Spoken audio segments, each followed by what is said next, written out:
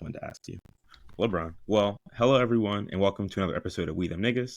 Today with me I have Nikki Bean from Decent, and we're going to kind of go into her background, how she ended up in Web3 and the Web3 music space more specifically, and some of the insights she can share with us about Decent, the platform she's working for, as well as her perspective on the larger Web3 music ecosystem and where it's headed. Really excited to have you with me here today, Nikki, and thanks for joining us. Do you want to kind of give a little intro for yourself? Yeah, awesome. And first of all, thank you so much for having me. I'm really stoked to be here. Hi, my name is Nikki. I am the head of community at Decent.xyz. We are a multi-chain infrastructure platform for NFTs, and we build tooling for creators, developers, and organizations to really just make it as easy as possible for them to build with NFTs and smart contracts, then apply them into bigger applications. But I like to consider myself a community architect. I have been involved in Web3 for, almost 2 years now. I joined in November 2021. And my main mission within this space is to really just utilize this amazing technology that we are building and seeing every day, and how that can be utilized to build communities, whether it be around a brand, around a person, you name it. So that's a little bit about me. Well, yeah, thank you for giving that intro, and I really appreciate you sharing kind of what your mission is in this space. I feel like crypto can become very overwhelming very quickly, and I feel like being able to identify what people that are in this space that are building and adding value, why they're here, I think that's a really important question to ask. And so I appreciate you kind of letting people know why you're here. Yeah. So I've been iterating a lot on the pod lately, and so today I'm trying out icebreakers. And so an icebreaker question for you is, what is one book or movie that's had a profound impact on you or your perspective or worldview? Um, gosh. So I think that Interstellar is probably Mhm. one that I would say is just like in terms of like shifting my worldview. I think that I was in a film class when I was in high school, my senior year of high school, and that's when Interstellar came out. And so we took a group class field trip to see that movie, and I was just so blown away by like the cinematography, but then also too just like the underlying themes behind it of like this is so stupid, but just like love transcends time and everything like that, and also just like I don't know, I really enjoyed how the characters navigated through things in that movie, and just it was just amazing. And so when you say that impacted your worldview, like what's Nikki's worldview before and after? Um, See, that is, it was so long ago. I feel like that was just the first time I remember a movie just really like setting me back and being like, oh, like the Mm. world is just so much bigger than who you are. And like, there's like this whole, like galaxies, and then just time is just not, the world is not as like small as you think it is. And just kind of just like put like a lot of just like life into perspective for me in terms of, it's not the little things that you're facing right now are not going to be the biggest issues, and there's a whole grander scheme of things. Mm. I got that. I got that. So I see. It just kind of set life into like a larger frame for you. Yeah, exactly. I love that. I feel like honestly, Web3 has been that for me in a lot of ways. I feel like just kind of finding like a global community of people online who are like minded and have similar interests. I feel like Web3 being as small as it is, I don't really find a lot of people in like my day to day life to kind of know what I'm talking about, what I'm interested in. Hmm. So finding people that are like really immersed in it from like all walks of life for me is like super exciting and fulfilling and enriching. And I think like it's definitely pushed me to kind of be more, I guess, attentive to like the larger like economic system of the world, but also like just politics of the world when people are having to navigate as they're Yeah. also trying to get on the internet, to learn about this space and talk to people. So I think that's super dope.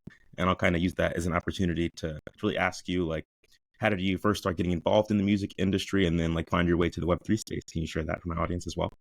Yeah, definitely. So I have been an avid music lover for the entirety of my life. Like I grew up like performing for my parents at home, like little like singing along to songs when I'm 3 years old, and then I was involved in chorus and community theater when I was growing up, and then when I was in I don't know, like in like middle school and just like that, I just kind of realized like music was not going to be something that I was going to be making money off of. However, I still wanted to be involved in something music related. And so in college is when I started really getting to like live music and music festivals. And so I had started doing like promotions and like flyering cars in like the gym parking lot at my college just to get a free concert ticket or festival tickets. And then I started writing for music when I was in college as well, contributing to a couple of local magazines to, do like artist interviews and, just do like overall like show reviews or anything like that.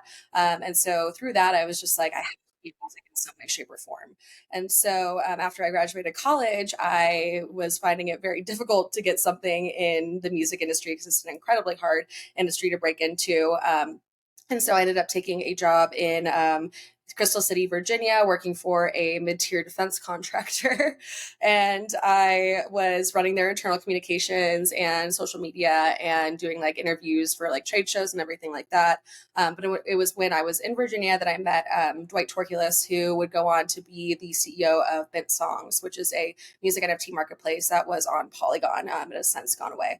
But I had, met him, and a couple of years later, he was like, "Listen, I know you don't like your job at the defense contractor. I know this is not something that you want to be in. However, I know that you would absolutely thrive being a community manager for Mint Songs, and we will teach you the ropes about Web3." Like I had literally just set up a MetaMask and a Coinbase like 2 days prior to like getting into it. And so I really just kind of like dove into the deep end, just knowing like in my heart that this was going to be an opportunity for me to, be up close and personal with this industry that I love, even if it's not, the traditional industry that I had thought I was wanting to be in. It's still like this. Honestly, I find it better just because it's just such an amazing way to, we're utilizing this new thing that we're all just kind of like building together and doing it in a way that, can benefit this art and these creators who like they're pouring their hearts out into the songs and like the music that they create, and just being able to like help them financially thrive off of that in a way that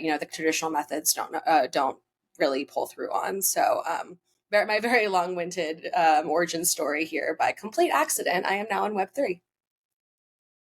No, I mean, I think that was a kind of a great intro. I don't think it was long-winded at all. I feel like you gave it with a lot of brevity. Um, and I guess coming into this space, what were you most intimidated by? Like coming into, like you said, you'd only had a MetaMask, and you said your Coinbase 2 days prior. I feel like for most people, getting into Web3 feels intimidating. And so, what was that like for you?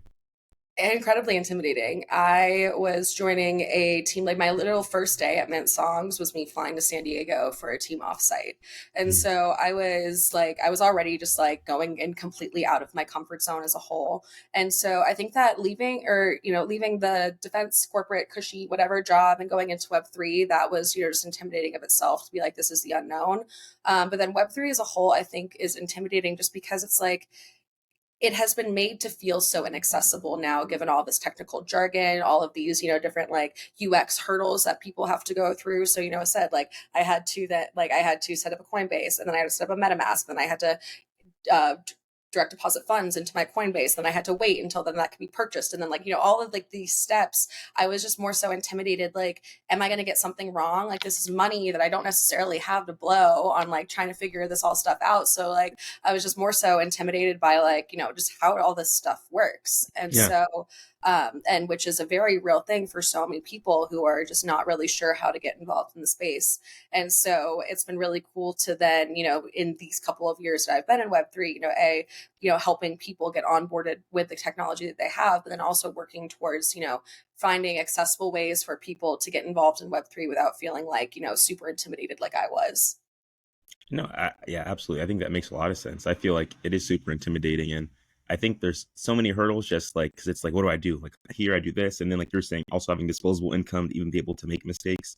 Like in retrospect, I was super fortunate. I got into Web3 through like my roommate in college, and he told me to buy like an ENS domain. So I bought like WeThemNiggas.eth, Ethereum name service for those of you who don't know.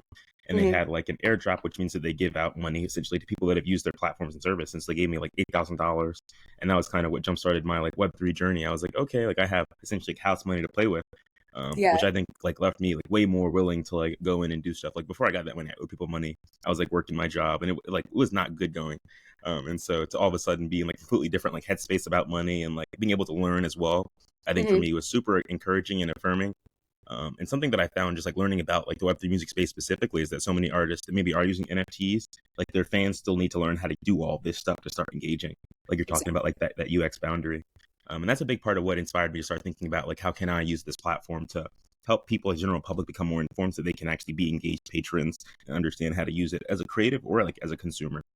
Mm-hmm. And so I'm excited to have you here to kind of help us unpack Decent more specifically. Yeah, Um, definitely.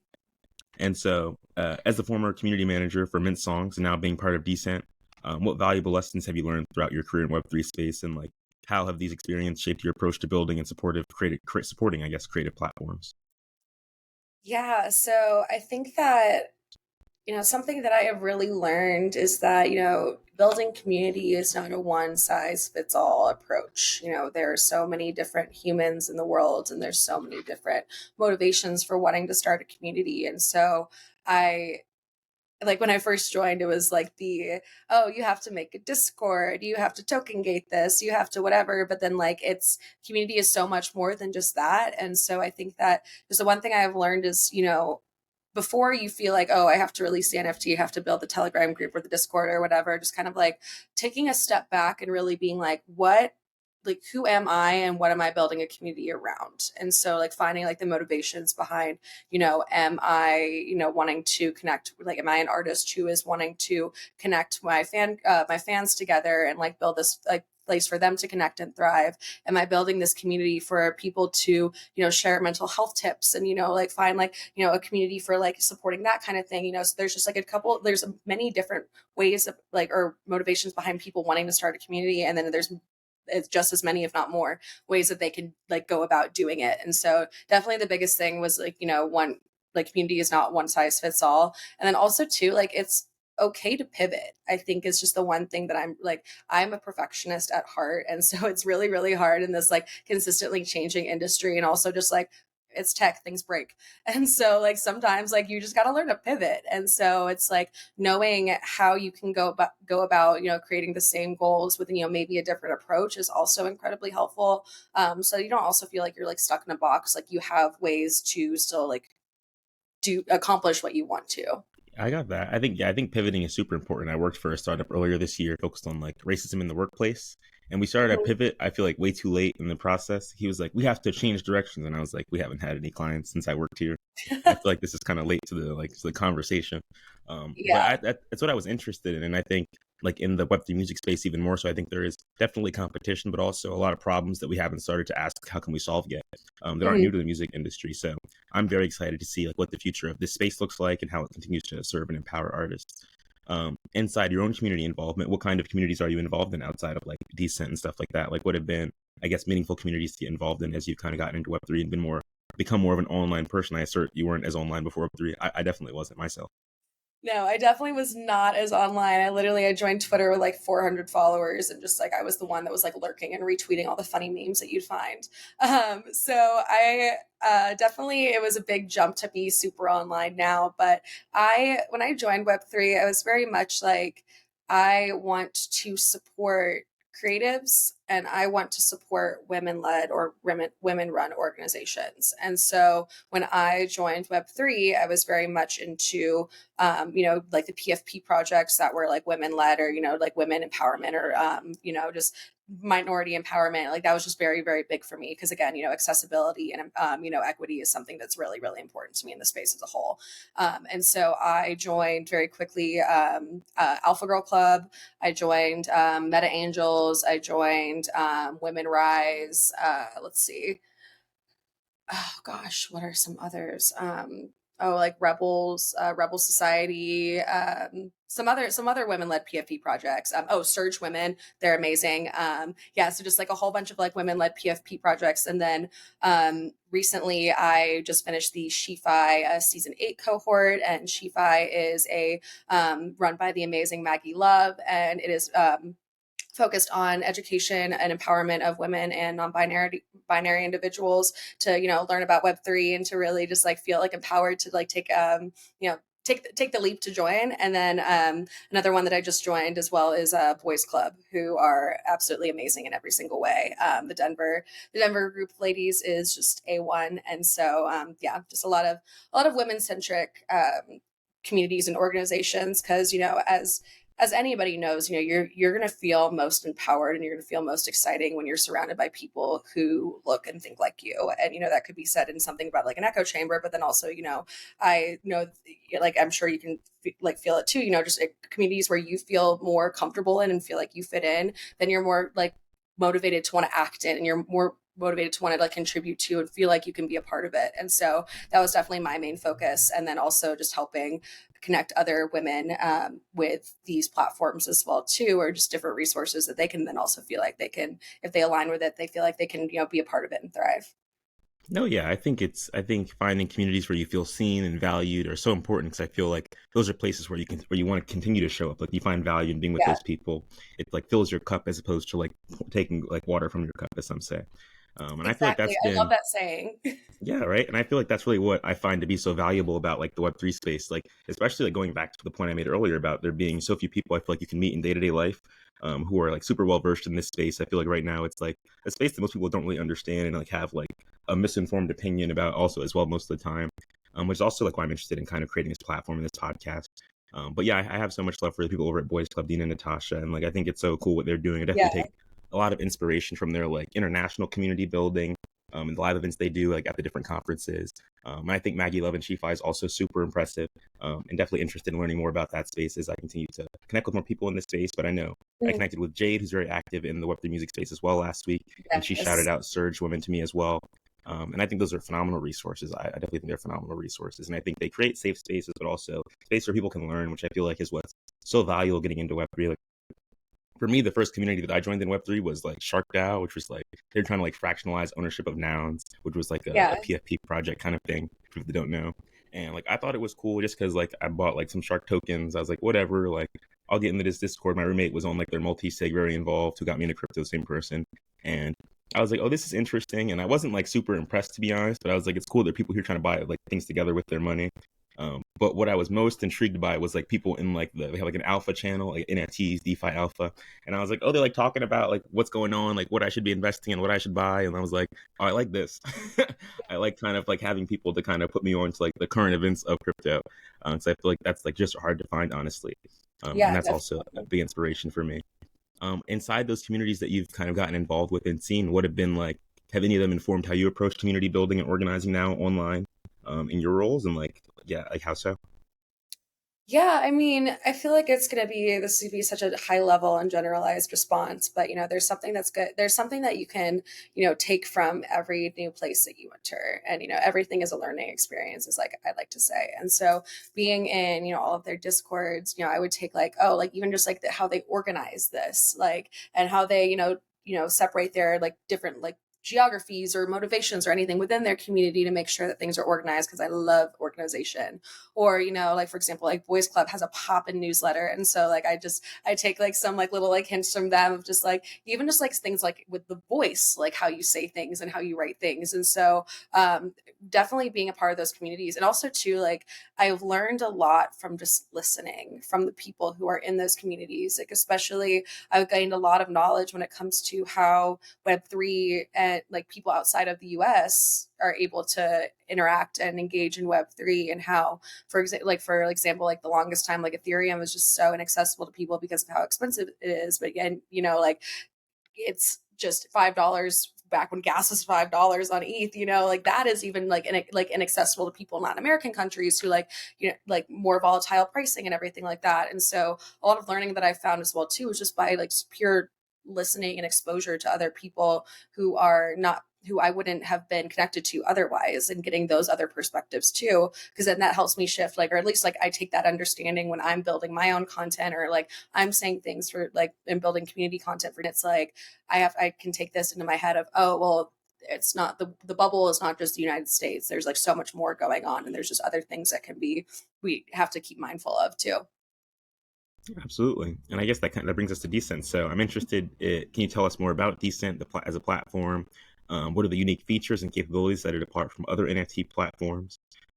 Yeah, Yeah, so as I mentioned in my intro, Decent builds multi-chain NFT infrastructure and tooling that is compatible with Ethereum, Polygon, Optimism, and Arbitrum at the moment.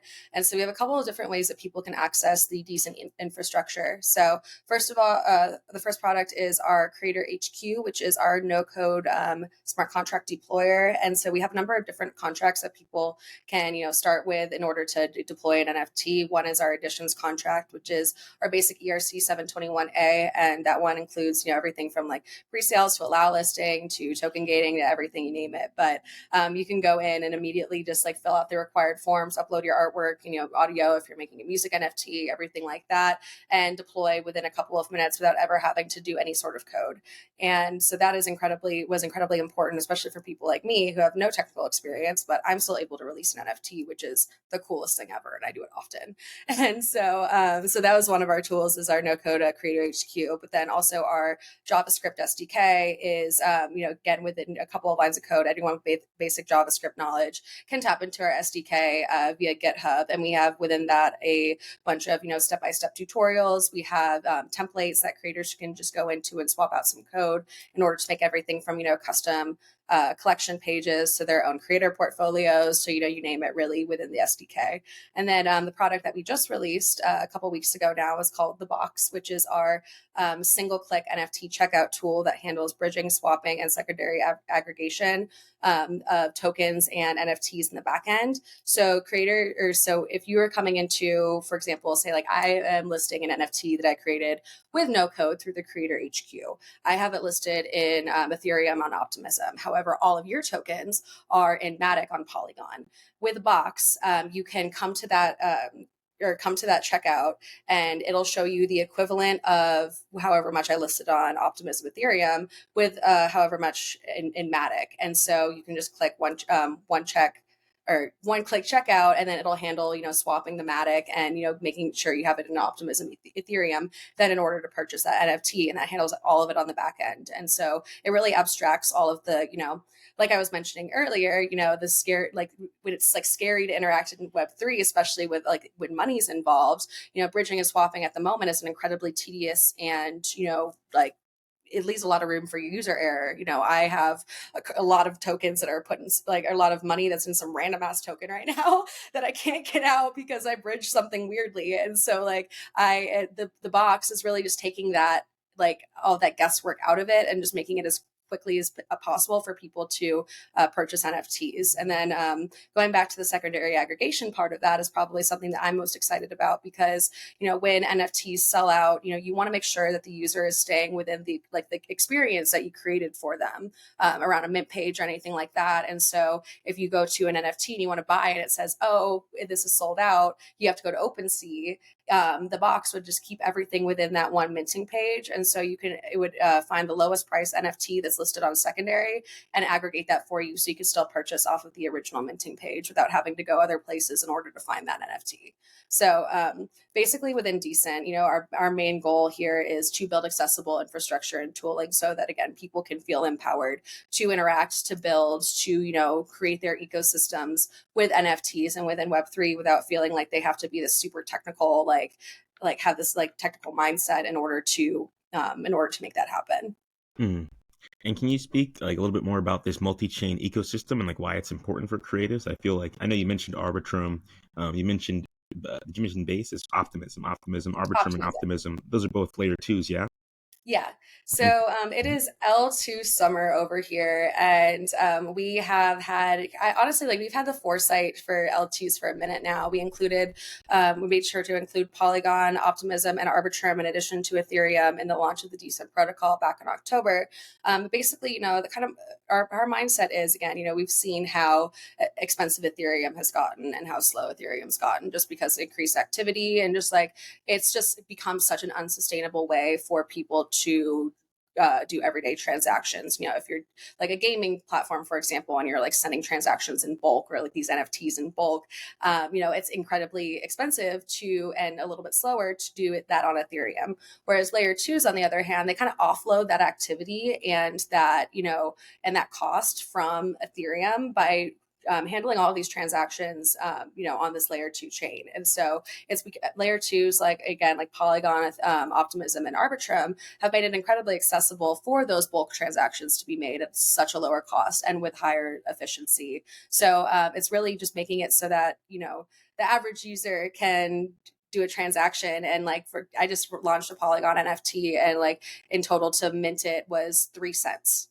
worth of Matic, whereas like on Ethereum it would have been a lot more expensive. And so really just the the benefit and draw of layer twos is just the it's a lot more efficient, a lot more accessible, and a lot more like lower cost in order to interact on. However, the biggest issues with layer twos, what the box is trying to solve for, is the fact that, it is incredibly hard to, migrate your money over from Ethereum to all of these other chains, or, these like as more L2 chains pop up, we have the issue of fragmented liquidity. I have some Matic and I have some Optimism Ethereum and I have like all of this like money just all over across these different chains. Whereas like and we built the box to really just kind of like take that into consideration and make that so it's a not issue when it comes to people that are interacting across chains. They can still have their money in wherever they feel like is the most comfortable to them, while maintaining the Ethereum level of security, but being able to interact across these chains without having to go through that whole process of bridging and swapping just to do so. There's a truck passing, so I was waiting for it to get by. But no, I appreciate you kind of breaking that down, because I think like it can become confusing. And so what is an SDK as well? I wanted to ask you that when you were saying that word earlier. I've never heard this acronym until we started talking. Yeah, software development kit. I see. And so what does the SDK enable people to do? Like you talked about JavaScript and stuff like that earlier. Yeah, so within the Decent SDK, again, we have, it's really just step-by-step, like super clear, but basically it allows you to take the NFTs that you deployed through the Creator HQ and be able to add them into other like larger applications and build from the Decent protocol. And so with SDK, you can tap into the numerous contracts that we have built out. We have some decentralized applications or dApps that we have for people to build on top of or like integrate into their own systems. And so they would be able to do that through the SDK. That makes a lot of sense. And I think it's cool you guys have released so many tools that kind of focus on accessibility and enabling people to use you guys very flexibly as well. I guess, what was the launch of Decent like? Were you were involved back in October when they launched, I take it? Yeah, so I joined the Decent team like maybe a month and a half prior to us launching the Decent protocol, which was so wild because like again, talk about jumping in head first. Like, new company, new understanding of this new like technology, but then also a whole new protocol that we're releasing. And so it was wild for sure, because it was a lot of learning, and then also, anticipating what are the issues in the space that this protocol will solve for. And so definitely chaotic, but in the best way. And I think that, again, it was something that was incredibly important to us too with building that protocol. Again, accessibility. And so making it open source, making it easy for people to build on, making it, offering it immediately to, people don't need to be on an allow list in order to get into the Creator HQ. And so really just, being able to offer that was really cool. And then also, again, like making people aware that this is something that we offer too. And so it was like reaching out to so many creators, being like, especially making the jump from mint songs to Decent. I was like, hey, yeah, so that open source stuff, minting that you loved from this platform, we have it here. So we can do the same thing here and, really make this possible. So it was a lot, but I wouldn't have changed it. I love that. You're like the Pied Piper bringing the kitties along with you. Yes, I'm like, this way, come here. I love that, leader in this space. And I guess getting involved, can you speak a little bit about the founders of this platform and their backgrounds? I'm not really familiar with like Decent and like how it came to be. Yeah, so we have four co-founders. We have Will Collier, we have Charlie Durbin, we have Will Canteros, and we have Xander Carlson. And so Xander, Will, and Will, both Wills, they all went to Brown, and they have differing backgrounds, and they're all just super, super talented. And then Charlie is an alumni of Princeton. And so they all, Xander is one half of the electronic duo Forrester. And so Decent had started with him and Will. They were actually roommates, and the first album was recorded in their dorm room, which was super fun. But through Xander, the boys knew that there was just like a whole bunch of discrepancies when it came to artists making money off of their work in the traditional music landscape. And so with the, combined, Will is a former, or Will Collier is a former founder of FarmLink, which is a nonprofit that connects, needy populations with food that would otherwise go to waste. They have saved millions and millions of food or pounds of food at this point. So he has prior founding knowledge. Charlie has an amazing background when it comes to like financial, just the foresight for like anything when it comes to, DeFi and anything along those lines, and just financial like revenue paths. And then Will Canteros is just like an insane dev, which Charlie is as well too. But so they took all of this knowledge and they started Decent back in 2021 I think, with starting off with a curated music NFT releases. And so they had started off, their first one was with Forrester, but then they were trying things from, streaming royalties to releasing on with like dynamic pricing with a bonding curve, which is our now crescendo contract, which you can access in the Creator HQ. Also tried out staking with Harrison First. We just like tried all of these different revenue paths. With the intent of trying to figure out how can we best capture this value for creators.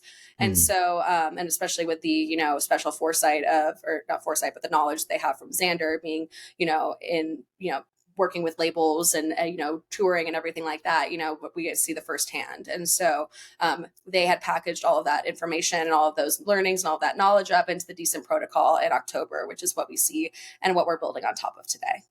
That makes so much sense. That's really, I think you guys really had a really strong foundation. Can you speak to like what this bonding curve is for people that aren't really familiar with that language, as well as like how staking works inside of what you guys are building?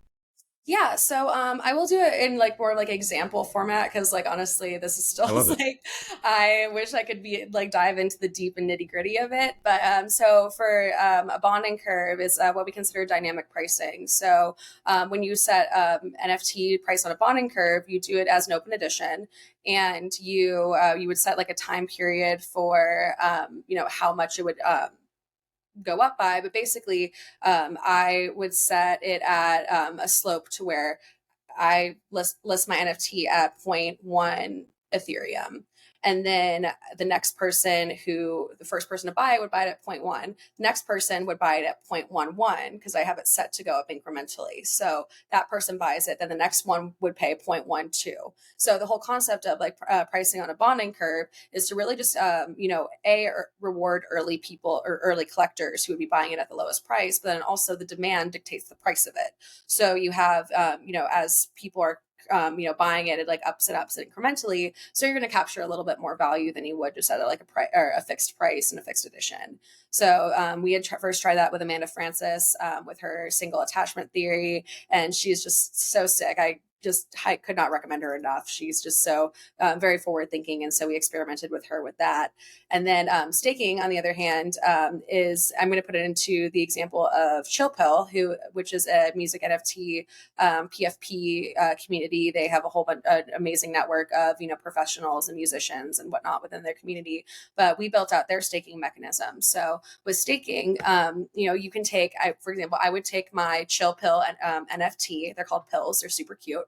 I would take that and I would stake it. And so when I'm staking something, I am relinquishing, my ability to access this NFT, and I could unstake it whenever I'd want to. But in reward for putting up this access and kind of like holding it, locking in my place in the community, I'm earning back chill, which is, or like $chill, which is their own token within the Chill Pill community, which I get like 808 every single day. And, and that goes with how long I hold or stake that pill. But I can use that those tokens that I'm generating from my NFT being staked, and I can use that within their own marketplace within the community. And so basically with the whole concept of staking that I really like, and again, we did it with Harrison First as well too, is the fact that like it really just kind of like it locks in, it like it rewards your community with their participation and also their longevity. And so if they're really if they're really just like super in on it and they're just like, hey, listen, like I know I'm going to stick around, you can reward them for that by being able to stake it, then using those rewards for something else, or just really being able to have them share in the success and share in the camaraderie of this community. I like that a lot, honestly. So, what are some of the use cases for this token that they've created, like this chill token? Because I haven't really like heard of a lot of instances where there are like artists that are using NFTs that are staked to like I guess recognize people who are like persisting and like persisting over time as community members through like staking NFTs. Because I feel like there are a lot of people in this space who show up kind of speculatively right now, being that it is crypto, and they're not necessarily fans of the artists they find in this space. They're just like, oh, this is like an early actor in this space. Like, oh, it could be cool and worthwhile to be investing in them at this point in time.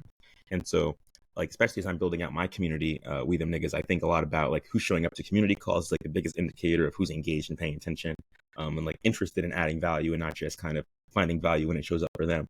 And so I'm really thinking a lot about like how do you, I guess, engineer like tokens as part of our community, or like how do you track involvement and like commitment, demonstrated commitment. I feel like that's been a big concept for me getting into Web3 is like are you shipping? Are you doing what you said you're going to do all the time, or are you just kind of saying you'll do things and then just like staying here for appearances at times?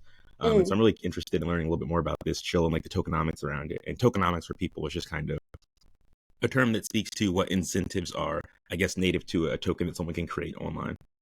Yeah, definitely. And I think that, I mean, in Chill Pill's case, again, they use chills, I think, almost exclusively for their like in community marketplace. And I can be completely wrong on that. That's just the last time I checked on it.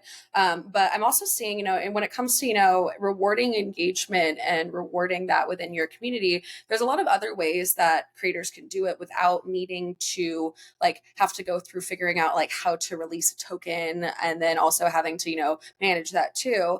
One way that we're really stoked about seeing NFTs being used in more of like top of funnel assets is with the whole concept of open edition free NFTs. And so basically, we have found a lot of success with you know, tokenizing engagement rather than just like saying, oh yeah, I was here, like bye, like, and being able to like utilize those tokens of engagement in order to access future stuff within the community. And so we have artists who are releasing like posters for shows that they're doing IRL that their fans can then claim by a QR code, and they're able to, if they're within Web3, they're able to claim that with a QR code, and then that shows that they were there for that moment. Now that artist then could be like, oh well, you were at least like one person on like the tour stop. You now have like this free NFT that you claimed is just like your engagement token, then can be used to access a token gated merch site that then you can buy like special merch from the tour like later on. Or you have like somebody like WorldCoin who they just celebrated their shift to optimism with a decent commemorative NFT. They got almost 3 million people minting. So they now have almost 3 million wallets that they have at their disposal within their community. And so it's just stuff like that to where like, I think like the misconception that a lot of people think of is like, oh, NFTs have to be something, with money attached to it.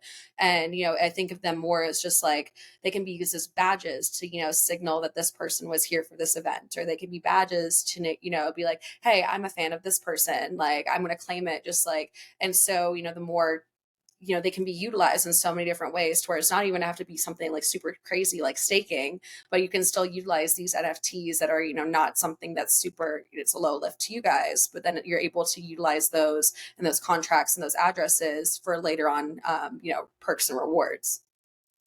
I think that's super dope. Yeah. So can you explain a little bit about what WorldCoin is? I've heard people like mention this a number of times in like the last like 2 weeks, but I actually have no idea like what's happening. They have like orbs. Is that like what?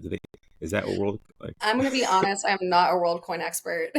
It's okay. It's okay. I figured So I'd I ask. cannot answer this question in any sort of like any accurate answer, to be honest. It's all right. I appreciate you letting me know what you're informed and not informed about. It's important to have informed answers. What was standing out to me though as you were sharing either way is I think something that I've been thinking a lot about with We Them Niggas over time, and like what is our value proposition to like community members, creatives. I think is a lot about like how can we help like pretty small scale artists to build their audience through like IRL activations, to like maybe people in our community host parties, and then they like play like songs that artists in our community have made they like. Enabling now people that aren't local to those artists to find their music and maybe find a new artist they're a fan of also. Yeah. And then thinking about like how do you reward people who are showing up who are fans of those artists? Like an artist is like, oh, like this person and We Them Niggas is hosting this event and like you're in Colorado, in Denver, and so it's like, okay, like that's cool, I love that artist, like I'm definitely gonna go to this event. But how do you incentivize people to show up and show up like with the intention of adding value, not just like showing up to have fun? Like how do you show up in like an intentional way? And so I'm thinking a lot about like gratitude, and I know there's a lot of like people thinking about reputation and reputation on chain in Web3. And so I'm thinking a lot about like how do you kind of like so like there's like the Taylor Swift like concert like tour, I think is a huge example of like there's so much demand for things like that, like they want that experience. And so it's like how do you use like the demand for that experience to drive people to show up other places? And so it's like maybe you token gate being able to buy a ticket. It's like you have to have attended 20 events of We Them Niggas to go now to this like super lauded after like tour that she's doing. And I think that can be like a way to both like leverage your audience, but also like promote more like good faith, like relationships being built between your audience. Because I think like a lot of what I found to be of value for people that are showing up as like fans and like audience and patrons in the Web3 space and buying NFTs to support artists is that there's a lot of value, you know, in finding like people that also collect the NFTs of the artists that you really like. You find people that are value aligned and interested in supporting people of like that background oftentimes as well. And they're just like excited about the music and where like this whole experiment that is this person's creative pursuit could go.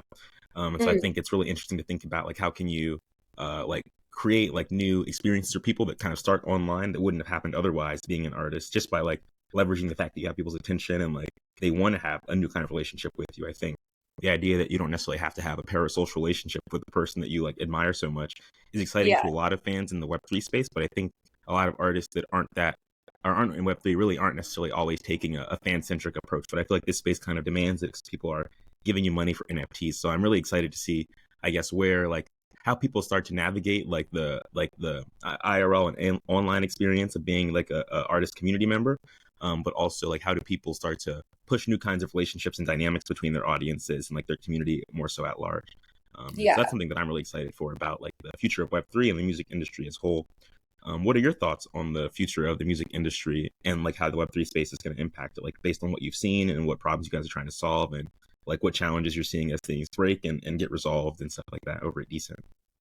Yeah, I mean, you said a lot of what I've been really excited for. I mean, Mm, as you know, we are seeing again, like support is not just financial. And so being able to, when your fans who are, they might not have a whole lot of money, but they retweet the fuck out of stuff that you're putting out. And, that helps you. And so being able to like, have this verifiable, like, piece of being like, oh, you were here, you did this, whatever, like that connection and that, that technology is going to open the floodgates for just so much that artists can then do to be able to connect to their fans.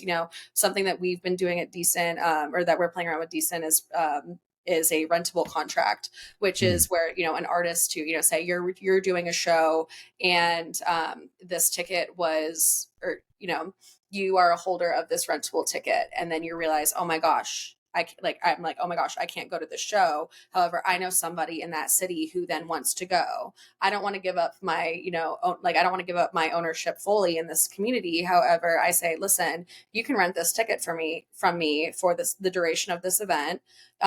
You're a temporary holder so that you're able to go in when it's token gated, and you hold it. And then after, the set duration of the event or whatever, it goes back to my wallet. So I'm still in this community. And so stuff like that is going to be super exciting to see, how people get like, fan to fan relationships involved with, this kind of technology. Or again, they're rewarding, anything from, retweeting a tweet to being there for a show or, anything like that. It gives artists a lot more leeway to connect one to one with fans that I think is going to be incredibly exciting. And, you think back to like, Taylor Swift too. Again, I'm not a huge Taylor Swift fan. However, I absolutely respect her so much as an artist. And she did so much legwork when she was first starting out, building communities on Tumblr. And, just like being able to then own that data that you put so much work into via the concept of, NFTs and whatever technology that's going to continue coming out within Web3, I think is just going to be the most exciting thing for me to see, because at the end of the day, artists are so shafted in every single capacity, not just in music but across the board. Like, art is so undervalued, and I mean, that's can be a whole other conversation. Like that, just like it gets me so upset because I'm just such a lover of art.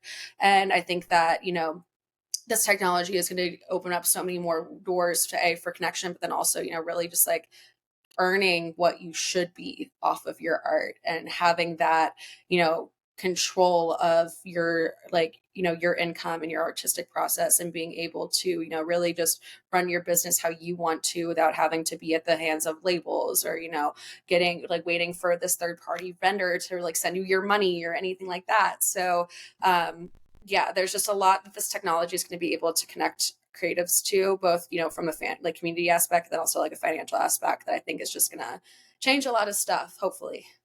Fingers Oh, I crossed. Yeah, fingers crossed. No, I love that answer. My next question was going to be, how do you see like technology, like NFTs and decentralized platforms shaping the way artists create, distribute, and monetize their work? And I feel like what you just said kind of answered the question. And I think like being able to own that relationship that artists have to their fans is super important. And I Yeah, actually didn't know that Taylor Swift did so much work like on Tumblr and stuff like that to build community. I feel like so many artists don't take the time to try and build community.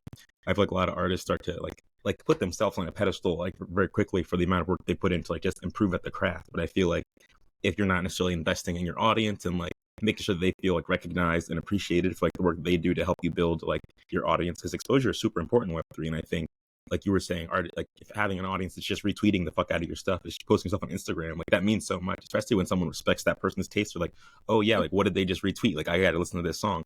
And like that's how I am with like, that's how I find so many rappers and like musicians that I like. Is like people that are from cities that I'm not from, like posting on Instagram. I'm like, oh, I should tune into this. Like this person knows what good music is. And yeah. so, like, I don't think you can undervalue that at all. And being able to reward people for taking actions like that, I think, is something that's exciting to me about this space as well. And I guess, like, as you were talking about, like, there's a legacy in like creative industries and creative, environments of artists being undervalued. What do you see as like the major shortcomings of like the creative, like the creative world, and like what are your, I guess, ideas about how you resolve those things that maybe you haven't gotten to speak to quite yet in this interview? I mean, I don't know. You just think about it. For example, like I have a poster that I love from an artist, and I paid X amount of money for that. If that artist blows up and I decide, like, even more than they already are, and I decide to sell that poster and I can sell it for a lot more than I bought it, I will be getting a profit from that. The artist will not be profiting off of that at all, because, and I am only profiting off of the fact that their name is so much bigger, you know? Do you see how screwed up that is? Yeah, And absolutely. so that is a huge short. And then you say that you do the same thing with, I'm an avid vinyl collector. I just bought a Stormzy vinyl that I'm obsessed with. And Hey, the man's already huge, but say he blows up even more and this album becomes so freaking like rare, it's ridiculous. And like I can sell it. He's not making a cent off of that. That's yeah. stupid. Like, so the thing that with like NFTs and, this technology is going to be, really it's making sure that people get their money when when they're owed. Whether it's, then you go to like thinking about like contracts for somebody who works at a music festival, who they are waiting months upon months to get paid back for, the effort that they did. You can have it like with NFTs and this technology, you're going to be getting paid immediately as soon as this, you're not having to throw all this paperwork and middleman, like it goes straight to your wallet when you should be owed it. Like just things like that. It's just like the immediateness of, getting the money when you are doing work that should be compensated for when you Yeah. do it. And then also too, it's just like when your success as a creator grows, the value of your art also grows, but you should still be getting a piece of that. And Yeah. so I think that that part is incredibly exciting for me, as we see like music NFTs, and they're making their collectors money, but then they're also, these royalties are still going back to artists, like they should, because people are benefiting and they're making money off of their work. So you just Yeah. happen to be in the right place and right time. So Mhm. that's where my thought processes are in terms of like where I'm excited about this technology. Really, just again, like it's giving control and making the lines of people owed and where those things are going to a lot clearer and a lot more streamlined. Mm. And I think that's super important. I think transparency is super important, and kind of goes back to like having access to fan data, like you were saying before. And even I guess like what you're saying now in terms of like being able to get more, I guess, of capture more of the value on that secondary sale. Like I feel like having access to an NFT or something like that on chain that reflects your ownership, but also enables that artist to continue to benefit from the appreciation of their work over time. Because I feel like when you're a starving artist putting stuff out, it's like, oh my god, like I made this, and then like now all of a sudden you're dead, maybe even, and it's like super lauded after and appreciated, but you're not there at all to capture that value. Exactly. Something that excites me a lot about like the music industry and like thinking about how this space can impact it is that I believe, like I saw a statistic like last year somewhere, that like 13% of the value that the music industry generates finds its way back to artists. And I think the idea that that's like there's like where does all the money go, is like the big question. Then like there's important people, I guess, doing work to distribute stuff, but how can you reimagine this industry in such a way that artists are getting maybe 60% or even 70% of that value? I think that's a whole different world for creatives. Like there are creatives all around the world, musicians all around the world, And I think when you see that money finding its way back into communities as opposed to staying in like the corporate side of music, I think that's like a whole different really financial landscape for people, a whole different economy in so many places around the world.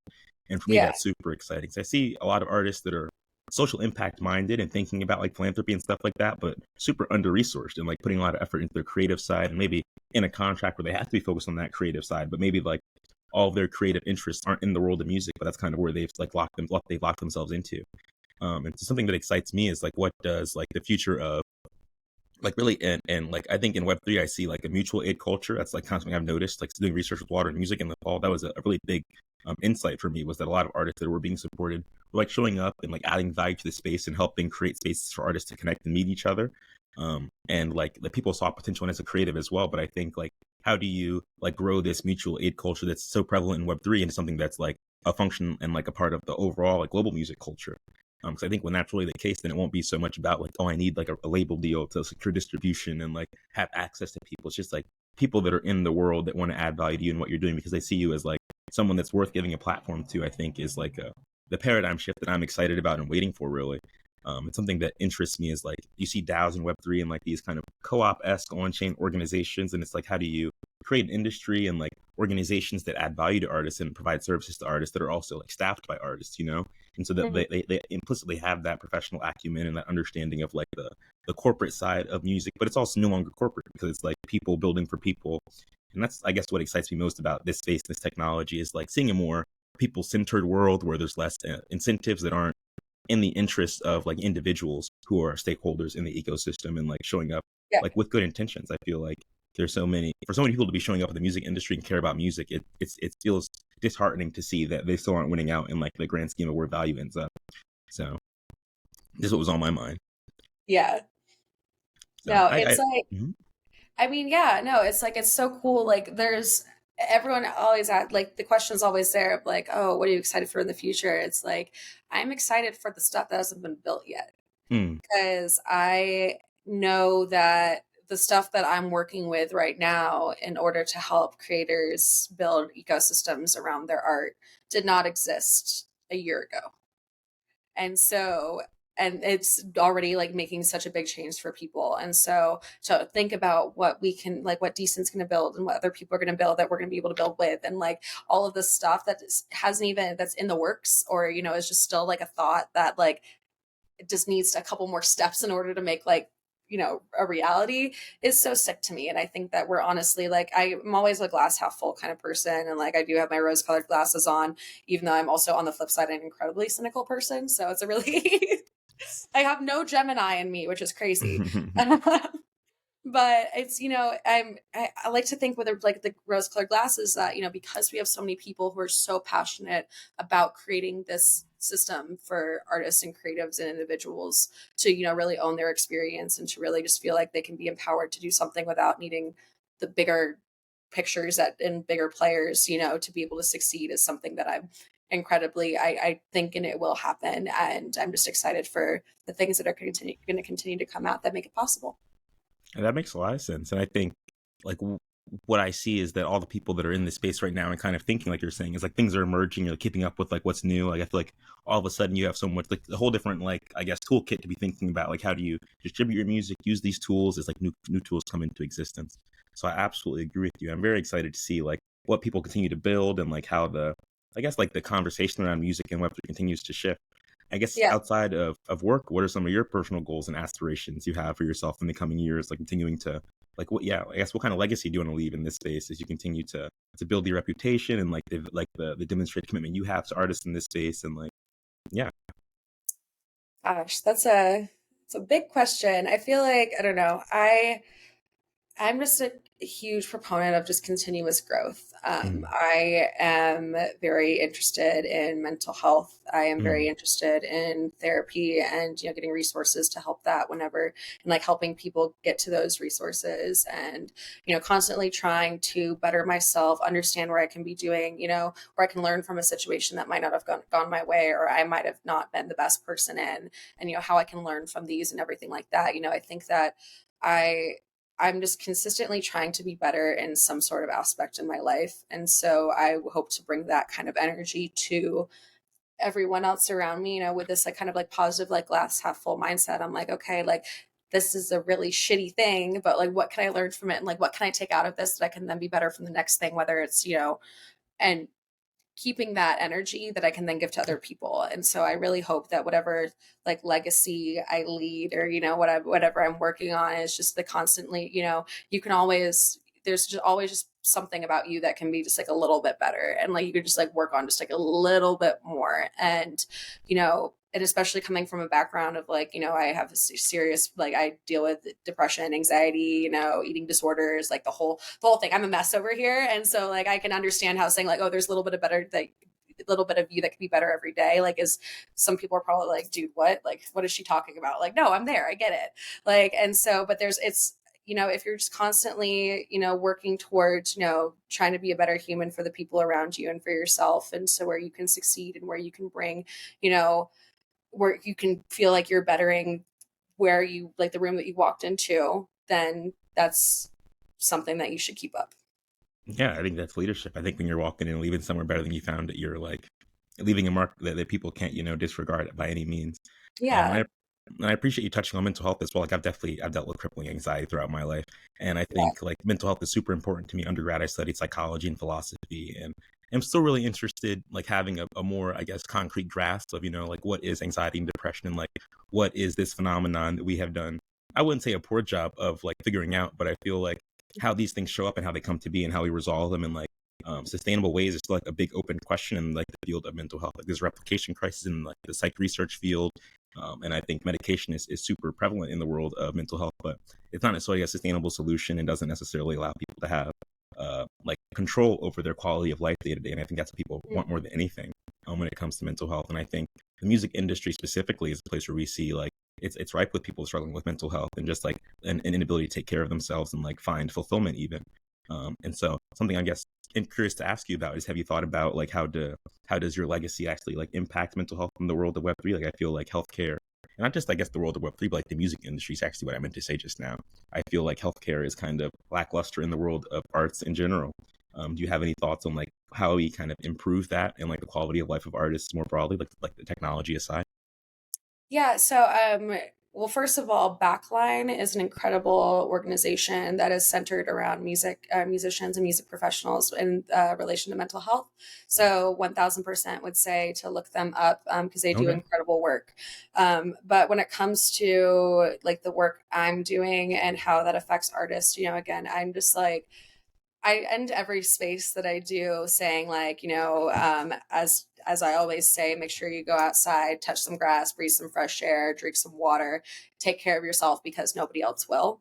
And I genuinely mean that. And I will say that in every interaction I have with every person, whether it's, a musician or whatever. We are, especially in this like increasingly online world and the pressures that musicians and creatives have in order to stay output, stay relevant, stay like they're their own business a lot of the time, like they are their own team and they're their own startup. The pressure, there's a lot of pressure and we can feel like we need to step up to it all the time, and that's not the case, because that's when burnout happens, and that's when you feel like your creative, like your cup is not full, your cup is it's been parched for weeks. Mm-hmm. And so being able to just like, as somebody who is just working so closely with artists in space, I always say, what, if you feel the need, like if you feel like you need to unplug, go unplug. Don't feel like you need to release every week. Don't feel like you need to be on top of all of these trends, and don't feel like you need to like be on all the time, because as humans, like we weren't built to be this overwhelmed and this stimulated all the time. And Yeah. so it will still be here when you come back. And so that energy and that, to take care of yourself first is something I always try to put out into the world. And when I'm talking to creatives and artists and just anybody, because like at the end of the day, we're all on this floating rock, and like none of this stuff really matters. And like you are what matters, and your energy in your life and who you are as a person matters so much more than, oh my god, Dogecoin went up, blah blah blah blah blah, or this person sold out when you could have made so much on this flip. Like that does not matter in the Mm-hmm. grand scheme of things. And so that energy is something I try to take across any interaction that I have, because it's so important, at least to me personally.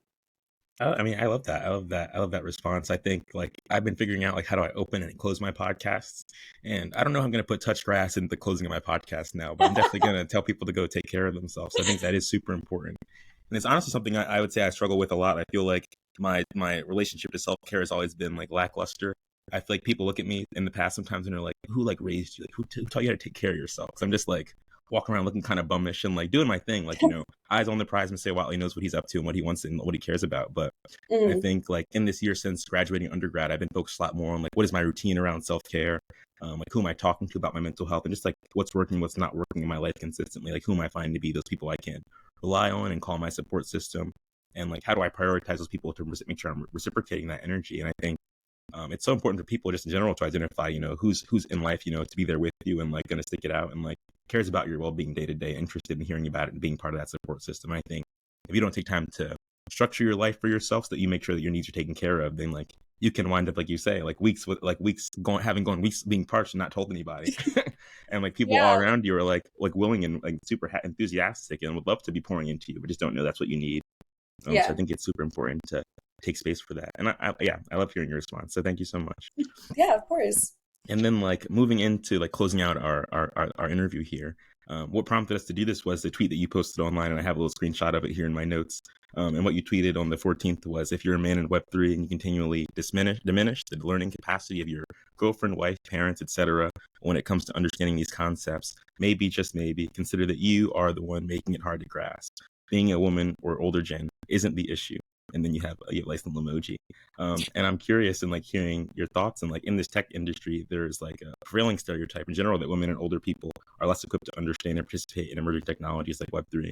So like as a woman in the crypto industry, what are your thoughts on this perception, and like what steps can be taken to empower more women and older people and just people who feel kind of excluded from this space, to get involved and really thrive in this space? Like what's your advice to them and what do you think of that situation? Yeah. Well, first of all, I'm so sassy. Reading that tweet, I'm like, wow, I'm quite a sasshole. That's But no, asshole. very genuinely, I mean, being a woman just in general is difficult. The world hates us. It's interesting. But then also, you get into tech where women are already not uh, like anywhere close to being at least like a equal minor like equal population here. And then you go not in just in tech, but then you go crypto and web3, and so you have a whole bunch of people who like had financial resources being able to participate, and that's systemic. And then you also have these backgrounds in finance, you have backgrounds in economics, you have backgrounds in tech, where again those are predominantly male graduated or male dominated industries. And so of course, being a woman in here, you're like, okay, like you're already kind of at this disadvantage, at least like from just making connections with people like you. And then there's, at least in the rooms that I have been in, there's been a lot of like just assuming that because we're here, like, oh, it's by accident, or some like that we just don't know as much or enough. And I'm like, this is just, it's part of a larger battle that women have to face. And then you can also get into, again, like other like ethnicities as well, too, feeling like they're barred out and don't feel like they have a place, and just everything like that too. So that can be a whole other conversation. But at least like for women in older generations, we feel like it's just a predetermined that we're not going to understand. And so I think that that's a huge barrier to people who want to get into it. And so like my mom again can barely turn on the TV and like figure out how to switch between the Roku and like the cable, and I was still able to explain to her what bridging and swapping is, and that what the box does. And that's just not, these are all concepts where Web3 is not reinventing the wheel by any means. We are applying these technologies to the wheel that's already been built and trying to make this clunky kind of shaky wheel that we've got right now a little bit smoother and like like an F1 car. And so it's just like it's not anything where out of the, like anybody has not experienced before. It's just putting it into the ways that people can understand. And so when it comes to, saying like, how can somebody get involved? There's, again, just like the building community, there's a whole lot of different approaches to getting involved and feeling the steps to enter the space. Again, you kind of, what is interesting to you? Are you interested in art? Are you interested in finance? Are you interested in, in DAOs? Like, and kind of like learning, like, where does like, what at least interests you a little bit, and starting out there. And so I found some amazing, informative, I'm a visual learner, so I love YouTube.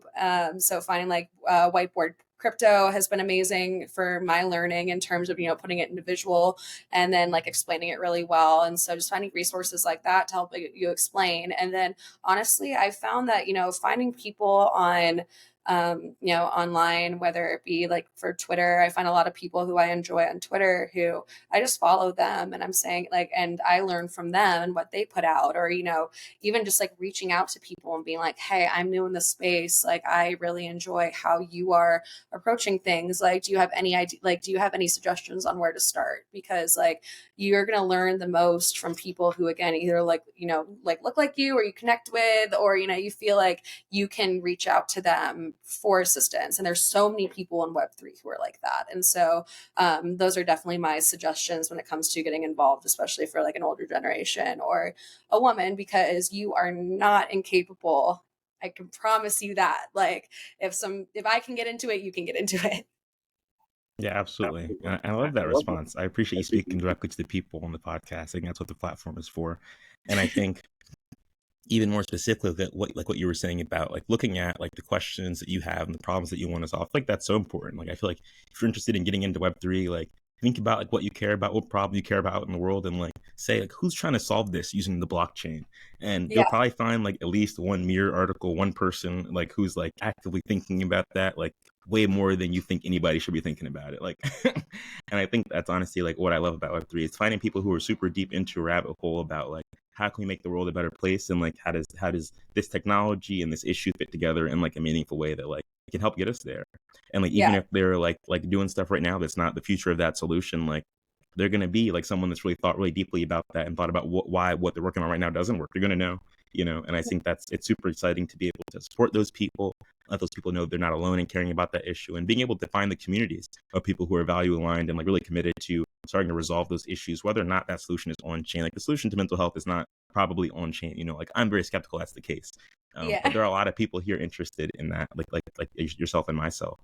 And so I really appreciate you speaking to that. And then another question I had, like you said before you kind of went into like the more Web3 technical side of it, you said like the world hates women. Can you kind of speak to like what makes you say that, and like what does that mean? So I think that's like it's a big statement, a big claim to make, and like I'm not interested in dismissing it. I'm interested in like hearing you say a little bit more about it. I mean, just look in history. Like, women have consistently been, we are the breeders. We're the ones that have to stay at home and take care of the kids. And, women really only started getting into, at least in the United States, man-centric jobs when all the guys went to war and there were no women in order to do the jobs. And so like, and then you have the current, political landscape against women right now, especially in red states, where it's like, religion is more important than somebody's bodily autonomy. And, there's this like layer of control, and, like there's just a whole lot that I think has just been hard coded into the United States history and other countries' history. And just like, like you go into like Middle Eastern countries and like women can't even, like, I couldn't even show my shoulders. I'd get like, like it's just something like that. And just us, there's a lot that I've seen of where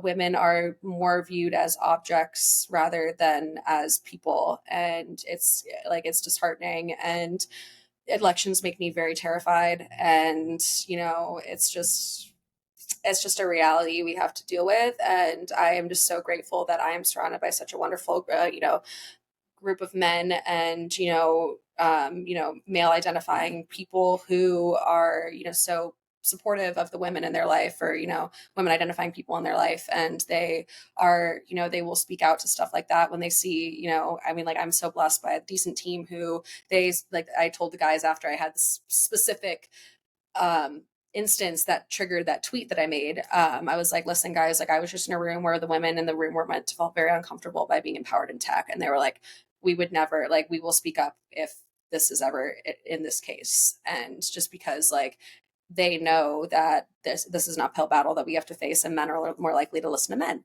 And so it's just like, it's stuff like that to where I'm incredibly grateful that I have those people around me. And I would just like hope that, the women who are listening to this podcast or just like around can find at least some sort of like support system. Just like, again, like just any minority needs a support system, like of people that don't look like them, because they will be like, they're sometimes the best advocates that you can have on your behalf. It's stuff like that. And so I think that women face an uphill battle just like many other minorities do. And it's like, it's part of life, but it's something that, I am very adamant about trying to change and trying to make it so when we say, equality, we fucking mean equality, like across the board. So that, yeah, No, that's where my brain goes. Yeah, I'm ready to rally behind you, get on a soapbox any day behind you, Nikki. That's kind of what I'm getting on this during this interview. And I appreciate you. I mean, I'm super invested in that same kind of world, a world that works for everybody, a world where people feel like they can be fully self-expressed, where like the perceptions of others don't dictate who you get to show up as in a room or in a meeting or in a conversation or like in an industry, and so I'm super excited to hear you share all of that. I think allyship really is the road to a world that works for everybody, being really interested in learning about other people's experience of the world and like how their body shapes how the world treats them and how it assumes they should operate and show up in spaces. I think it's super important to have conversations about those things, because I think if we're not having conversations about the things that are at issue in the world and that we disagree about, then we're not really necessarily being made to face our own perceptions about how the world is and what norms should exist and persist in it. And I think we're not going to be self-aware if we're not having those conversations then. And we're not definitely going to have a critical like self-awareness if we're not asked to question our own beliefs and like preconceived notions about who we should be and who others should be and how things should work. So a big thing I'm committed to with this platform, is not just understanding like the Black experience from like the many multifaceted ways in which it shows up in the world, from people in Africa to people in the Caribbean to people in the U.S. and like the mix of everywhere else in the world where we found our way to and are navigating, a world that maybe isn't necessarily constructed for us or by us. And that's not just Black people, it's everybody in the world navigating a world that they really didn't get to make. We're just kind of thrown in here and then the can just keeps shaking, We're trying to do our best, but I think it's super important that we take time to learn about each other's experiences, our differences, and like think about like how can we be a stand and a proponent for a world that works for people that maybe aren't like us. And I think it's very easy to self-segregate into spaces that do look like us and where we feel comfortable, like you're saying, to learn and things like that. But I think to expand ourselves, we definitely have to be a demand for spaces that make us uncomfortable and command us to grow. So I appreciate you being on here, sharing your perspective on the Web3 space and on so much more. I can tell you're like a big leader in this space and really going to continue to make sure this space moves in a direction that's not just artist-centered, but people-centered, which I think for me is what's exciting about this space and creating industries for the future of humanity, that are human-centered and not dollar-centric. And so thank you so much for being on here with me, for sharing your perspective. And I want to give you a moment to shout out like your social where people can follow you. And I'll make sure to link all that in the show notes, as well as the Decent page on the internet and Twitter and whatnot. So, yeah.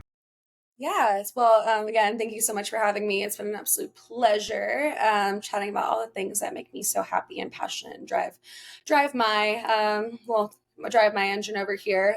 So if y'all want to find me, I am at Nick Bean XYZ on Twitter, NIKBEAN. And yes, Bean is my actual last name. It's legal. It's on all of my stuff. And then if you want to find me on Instagram, it's just Nick Bean, no XYZ. And then if you want to follow Decent, we're at Decent XYZ on Twitter and decent.xyz on URL. So come say hi. Yeah, definitely go tap in, tune in. Nikki also creates content for them, leads all their marketing stuff. So go check out their content, their Twitter spaces, go get engaged, go learn. The best way to learn about this space is to be involved, to meet people, talk to people. And like most people in this space are willing to answer your questions. I know it can be intimidating, like, oh, you have to ask this next question. Like ChatGPT can't answer your question yet, but we can. So come talk to a person and like let us know that you're here and that you're interested. Thank you so much for listening to We Them Niggas. If you're interested, this is your first time connecting with the podcast listening, definitely I'd love it if you could share the content, subscribe if whatever platform you're listening to on. We'll be on YouTube soon. We're not quite yet. And we're building community as well online for artists and for people interested in supporting artists on Discord. So feel free to reach out to me on Instagram at Maceo D. Langston or on Twitter at Maceo_Whatley to get a link to our Discord. It's not public, but we are building for community and welcoming to anyone who's interested in supporting us in our mission. So thank you so much for listening. As Nikki would say, go touch grass and go take care of yourself. So thank you for listening. Booyah.